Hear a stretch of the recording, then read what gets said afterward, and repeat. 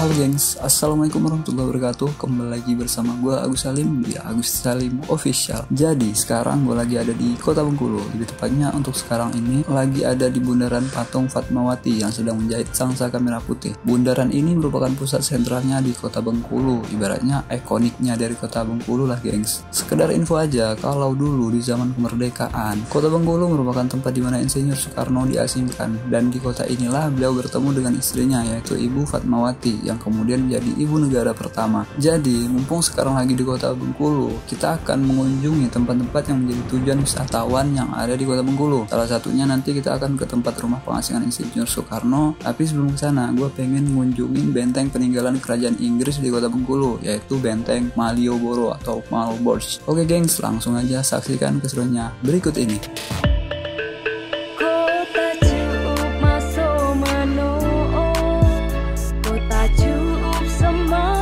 Untuk cuaca hari ini cukup cerah ya gengs, di tanggal 31 Desember 2024. Nah ini dia benteng Malioboro-nya, benteng peninggalan dari kerajaan Inggris waktu menjajah tanah Bengkulu. Kebetulan saat ini bertepatan dengan libur semester, yaitu libur akhir tahun. Jadi tempat ini lumayan ramai dikunjungi oleh orang-orang. Kalau di hari biasa, orang-orang yang berkunjung ke tempat ini tidak seramai seperti sekarang ini gengs. Untuk masuk ke dalam benteng ini sendiri, kita dikenai tarif sekitar 5 ribuan, dan kita bisa unlimited sampai jam berapapun, maksimal sampai tutup lah ya gengs. Yang dimana tutupnya sendiri itu jam 4 sore, dan untuk pembayarannya bisa pakai cash atau kris, tapi petugasnya menganjurkan menggunakan kris sih gengs. Mungkin karena sulit nyari kembalian kali ya, dan itu di luar biaya parkir. Kalau untuk parkir itu 2.000. Beginilah suasana pintu masuk dari benteng Malboro ini. Benteng ini merupakan situs cagar budaya yang dikelola oleh Kementerian Pendidikan dan Kebudayaan, Riset dan Teknologi Kota Bengkulu, Provinsi Bengkulu. Untuk area benteng ini sendiri cukup terawat dan bersih loh gengs. Nah, ini dia pintu masuk utama dari benteng Malioboro. Di pintu masuk ini terdapat ruangan di sisi kanan dan kirinya. Cus, mari kita coba masuk ke dalam ruangannya. Nah, ini suasana di dalam ruangan pintu utama benteng Malioboro, gengs. Terdapat foto-foto jadul yang menceritakan sejarah benteng ini dan penjajahan Inggris. Kalau ini adalah rumah tradisional masyarakat Bengkulu. Di dalam tempat ini terdapat barang-barang peninggalan di zaman penjajahan Inggris. Jadi untuk masuk ke tempat ini itu bagusnya pas sepi ya gengs. Jadi aura horor itu terasa banget. Apalagi buat kalian yang bisa merasakan sesuatu atau orang indie home lah, mungkin akan lebih seru jika datang ke tempat ini di malam hari. Jika kalian lihat dinding dari benteng ini cukup tebal ya gengs, bisa 1 meter lebih. Hal ini tentu memiliki tujuan agar tempat ini aman dari serangan luar. Namanya juga benteng, jadi memang dibuatnya itu harus kuat. Kalau lemah mah itu rumah gua. Dan ini adalah rempah-rempah yang membuat orang-orang Eropa, terutama Inggris, rela datang jauh-jauh ke tanah Bengkulu ini untuk mencarinya.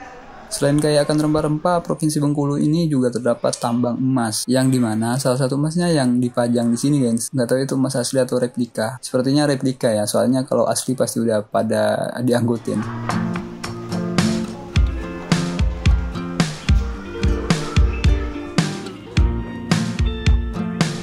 Next, lanjut ke ruangan sebelah. Di ruangan sebelah selanjutnya ini tidak jauh berbeda dengan ruangan sebelumnya, yaitu terdapat pajangan foto-foto yang menceritakan story tentang sejarah Kota Bengkulu ini dari zaman penjajahan. Selanjutnya juga terdapat benda-benda peninggalan yang dipajang di setiap sudut ruangan ini.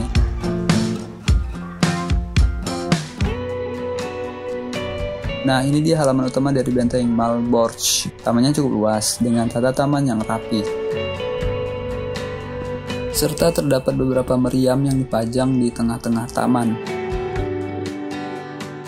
Di benteng ini terdapat banyak ruangan-ruangan yang sebagian tidak dibuka untuk umum.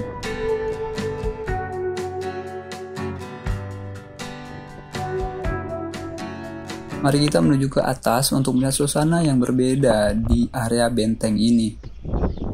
Nah, ini view jika dilihat dari atas benteng Malborch. Dari tempat ini kita bisa melihat pemandangan area sekitar benteng. Karena benteng ini tidak terlalu tinggi, alhasil kita tidak bisa melihat lebih banyak view secara luas.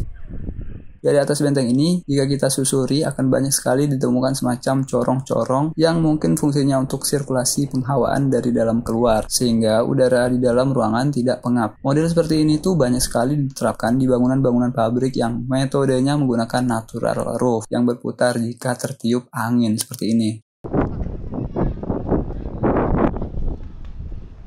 Dari atas benteng ini juga kita bisa melihat pemandangan pantai kota Bengkulu yang menghadap langsung ke Samudra Hindia. Tentunya untuk ombaknya lumayan besar, gengs. Jadi tidak disarankan untuk mandi di tempat ini, kecuali dengan pengawasan ketat petugas. Karena sudah banyak kejadian orang-orang yang terbawa ombak akibat nekat mandi di pantai ini.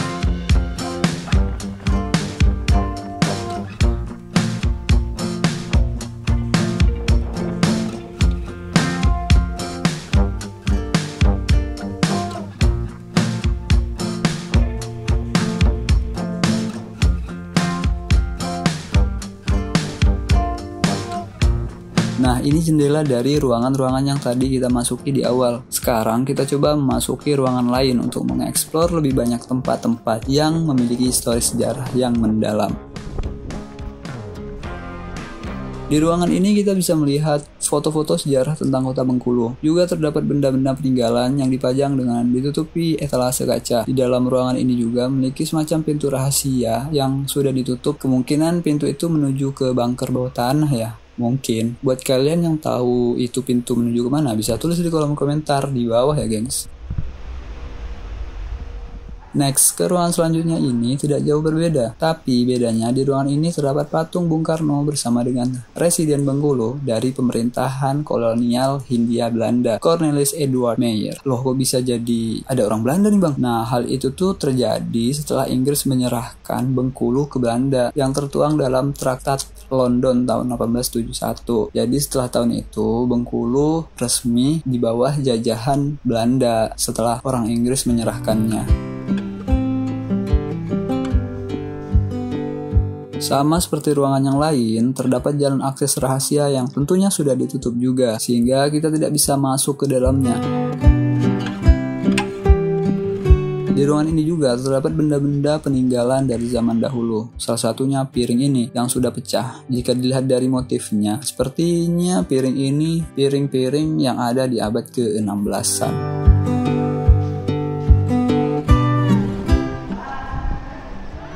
Jadi memang ada beberapa ruangan yang tidak bisa dimasuki atau tidak untuk umum. Jadi di sini kita hanya explore ruangan-ruangan yang bisa dikunjungi saja, gengs. Ruangan selanjutnya ini terdapat benda-benda peninggalan juga masih sama sih dengan ruangan-ruangan sebelumnya. Yang menjadi tambahan di ruangan ini terdapat miniatur dari bangunan benteng Malbolge ini atau maketnya. Kalau dilihat dari atas, benteng ini mirip dengan benteng-benteng di zaman kerajaan Eropa, cuman versi lokalnya keren.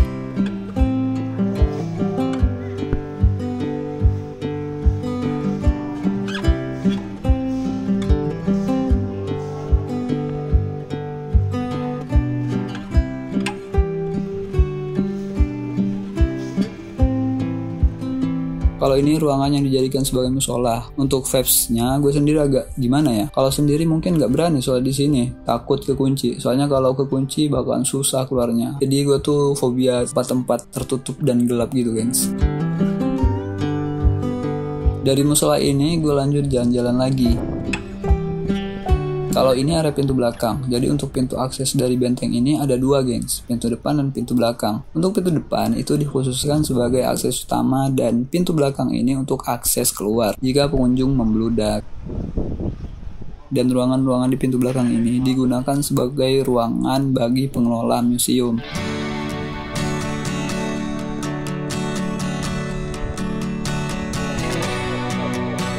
Nah, ini gue naik ke rooftop dari sisi satunya. Dari sisi ini kita lebih dekat dengan arah pantai. Di tempat ini terdapat void yang menuju ruangan yang ada di bawah. Kemungkinan void ini adalah corong pembakaran yang menuju ke ruangan dapur di bawah. Di sisi ini terdapat satu meriam yang dihadapkan langsung menuju ke arah pantai sebagai pertahanan dari serangan kapal-kapal musuh yang berlabuh. Selain pantai, kita juga bisa melihat jalanan yang nantinya kita bakal lewat sana. Jalanan tepi pantai, kalau sore-sore lewat jalan itu keren banget sih, gengs.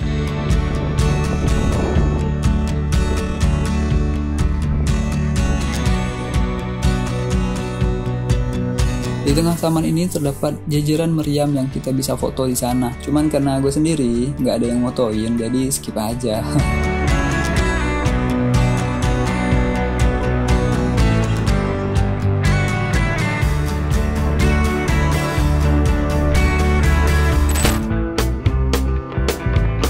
Setelah berkeliling di benteng Malborch ini, kita lanjut ke next destination, yaitu rumah pengasingan Bung Karno di kota Bengkulu.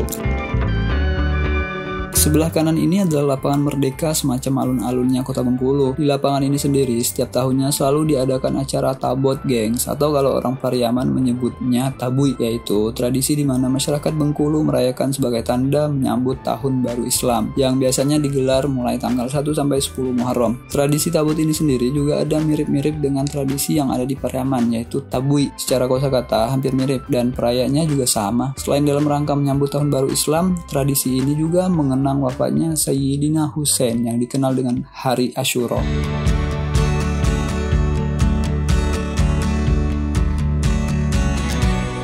Sebelah kiri ini adalah Gedung Balai Raya Semarak Bengkulu. Gedung ini difungsikan sebagai rumah dinas bagi Gubernur Provinsi Bengkulu. Just info nih, di pinggiran pagarnya itu banyak sekali rusa, gengs. Nah, kalau sebelah kanan ini ialah mercusuar. Fungsinya ya buat navigasi untuk kapal-kapal di zaman dulu. Kalau sekarang kurang tahu masih difungsikan atau enggak.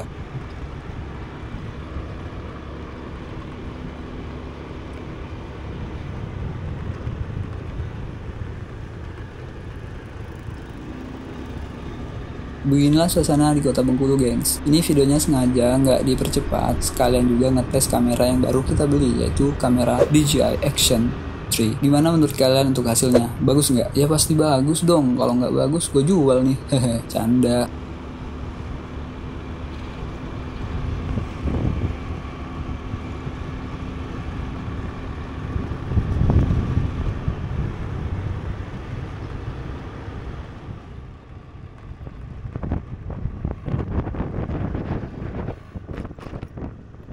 Kalau di depan kita ini adalah Masjid Barendo, Kota Bengkulu. Masjid yang didominasi dengan warna putih ini merupakan salah satu masjid terbesar di Kota Bengkulu dengan desain yang khas ala-ala Timur Tengah, dipadukan dengan nuansa lokal Kota Bengkulu yang berada di pesisir pantai. Dibentuklah satu buah masa berbentuk mercusuar yang fungsinya sebagai tempat speaker atau pengeras suara, menambah keunikan tersendiri untuk masjid ini, gengs. Dari Masjid Barendo, Kota Bengkulu ini, sekitar 1 km lagi kita akan sampai di Museum Rumah Pengasingan Bung Karno, gengs. Untuk lokasi tepatnya, rumah pengasingan Bung Karno ini berlokasi di Jalan Soekarno-Hatta, nomor 8, Kelurahan Anggut Atas, Kecamatan Gading Cempaka, Kota Bengkulu. Jaraknya sekitar 14 km dari Bandara Fatmawati, gengs. Dan rumah pengasingan Bung Karno ini buka setiap hari mulai pukul 8 sampai jam 5 waktu Indonesia Barat sore.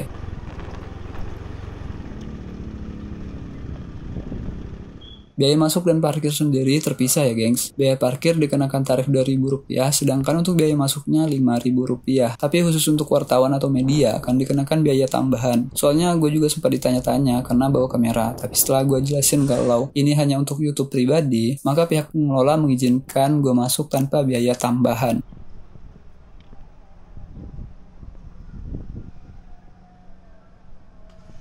Dilansir situs kebudayaan Kemendikbud, Bung Karno diasingkan ke Bengkulu setelah sempat dijebloskan ke penjara Sukamiskin di Bandung. Kemudian Bung Karno ditangkap lagi pada 29 Desember 1929 bersama dua tokoh lainnya, Mas Kun Supriyadinata dan Gatot Mangkupraja. Setelah Bung Karno bebas, pemerintah Belanda saat itu memutuskan untuk mengasingkan Bung Karno ke tempat lain yang jauh lebih terpencil dan sulit diakses. Setelah sempat diasingkan ke ND Nusa Tenggara Timur, Bung Karno kemudian dipindahkan ke Bengkulu pada 1938. Selama di Bengkulu, Bung Karno tinggal di sebuah rumah milik pengusaha Tionghoa. Rumah tersebut berada di Kelurahan Anggut Atas, Kota Bengkulu, yang sekarang kita kunjungi ini. Dilansir detik.com, rumah ini ditemukan sendiri oleh Bung Karno ketika pertama kali datang ke Bengkulu dalam mencari tempat tinggal. Bung Karno menempati rumah tersebut selama kurang lebih 4 tahun hingga 1942. Di sana, Bung Karno sempat tinggal bersama istrinya, kala itu Inggit Garnasih, serta anak angkatnya Ratna, Juami, dan Hanafi. Di Bengkulu ini pula, Bung Karno disebut mengenal sosok Fatmawati yang kemudian kemudian menjadi istrinya pada tahun 1943. Selama diasingkan di Bengkulu, Bung Karno tetap menunjukkan kegigihannya dalam menyuarakan perjuangan demi kemerdekaan Indonesia. Bung Karno banyak membaca buku, memotivasi masyarakat setempat, merenovasi masjid yang ada di Kelurahan Bajak, nanti kita akan ke sana, hingga membuat grup pertunjukan bernama Monte Carlo. Bung Karno membuat kelompok pertunjukan musik dan drama itu dengan tujuan untuk menarik pemuda dan menanamkan nilai-nilai nasionalisme melalui musik dan drama. Dia juga banyak berinteraksi dan bangun diskusi dengan para tokoh agama, khususnya jajaran pemimpin Muhammadiyah Bengkulu. Mengutip situs Kementerian PAPNRB, rumah pengasihan Bung Karno di Bengkulu memiliki arsitektur perpaduan antara Eropa dan Cina. Dengan luas area total kediaman tersebut mencapai 4.813 meter persegi. Luas bangunan rumahnya sendiri mencapai 162 meter persegi. Bangunan rumah utama atau bangunan induk berada di tengah-tengah halaman, dilengkapi pavilion di belakangnya. Atap bangunan rumah ini berbentuk limas, tidak berkaki dan memiliki dinding polos serta pintu dan jendela berdaun ganda.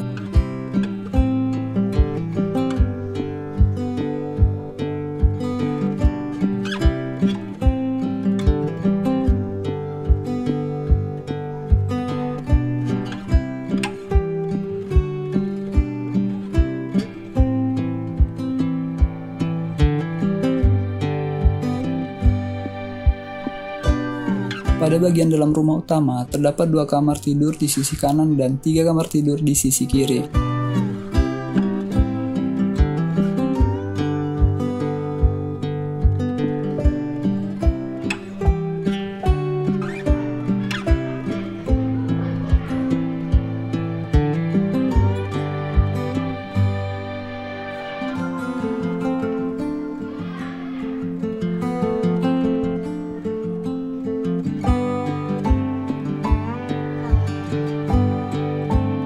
Selain itu, di bagian kanannya terdapat bangunan yang terdiri atas 5 petak yang memanjang ke belakang. Bangunan tersebut memuat kamar mandi, gudang, dan dapur. Dan di belakang rumah juga terdapat sebuah sumur tua. Menurut warga setempat, konon air dari sumur itu dapat membuat wajah seseorang awet muda. Selain itu, air sumur tersebut juga dipercaya bisa mendatangkan jodoh loh, gengs. Ayo lo yang jomblo, boleh nih kesini.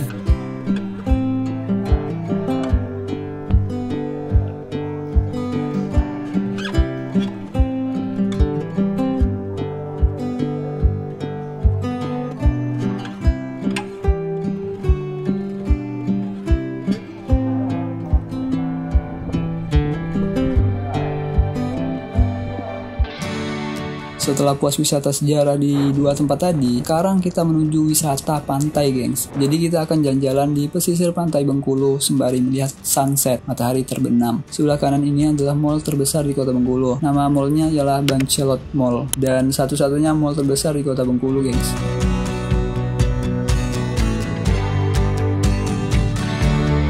Beginilah suasana jalanan pesisir pantai Panjang Bengkulu. Banyak kendaraan terparkir di sepanjang tepi jalan ini. Tak hanya itu, berbagai dagangan pun dijual di pinggir jalanan ini, mulai dari makanan sampai pakaian dan aksesoris khas kota Bengkulu, gengs.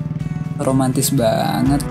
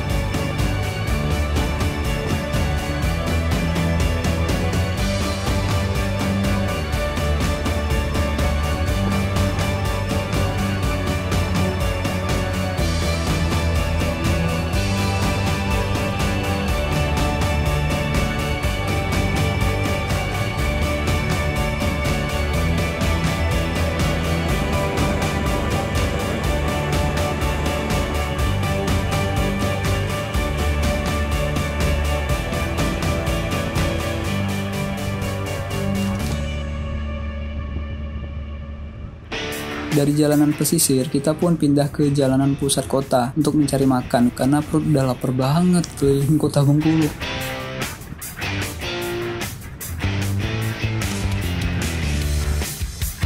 Tapi sebelum itu, karena sudah masuk waktu sholat asar, kami pun memutuskan untuk sholat terlebih dahulu di masjid yang diarsitekturi oleh Insinyur Soekarno. Menurutku ini masjid unik banget, gengs. Kenapa? Karena masjid ini berada di tengah-tengah persimpangan, mirip dengan bangunan tusuk sate, cuman beda versi. Nama masjidnya ialah Masjid Bung Karno. Masjid ini salah satu hasil karya dari Bung Karno selama berada di Bengkulu. Arsitektur yang unik terlihat dari atap bangunan ini yang memiliki perpaduan antara Jawa dan Sumatera. Tak hanya bentuk bangunan yang unik, melainkan lokasi masjid ini dibangun juga unik, gengs. Seperti yang udah gue jelasin tadi, bangunan masjid ini masuk ke dalam daftar bangunan bersejarah di Indonesia dengan kategori benda cagar budaya loh, gengs. Untuk informasi lebih lengkapnya, kalian bisa search di Google aja.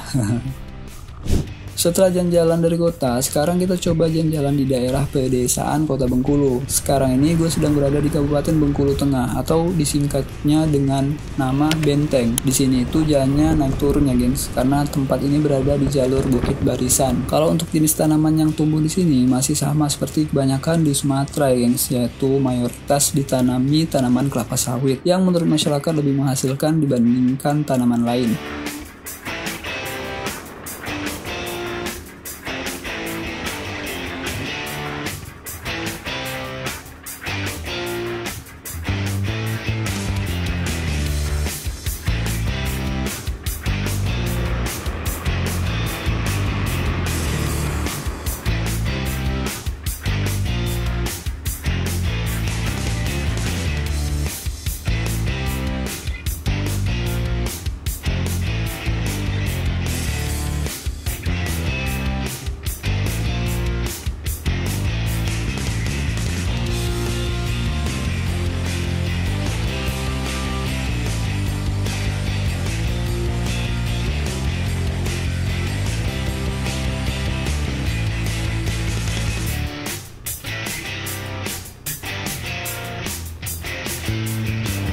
Kalau kalian lihat gunung yang atasnya tertutup awan itu, nah itu namanya Gunung Bungkuk, gengs. Itu terkenal banget sih bagi para pendaki di kota Bengkulu, karena katanya gunung itu terkenal horor untuk didaki. Selain karena kemiringannya yang ekstrim, gunung itu juga minim tempat peristirahatan selama mendaki. Alhasil, para pendaki banyak yang lebih milih gunung-gunung lain yang ada di sekitar dibandingkan harus mendaki Gunung Bungkuk ini. Dan kalau kalian jeli, ketika akan mendarat di Bandara Fatmawati, kalian bisa melihat jelas gunung ini dari atas pesawat loh.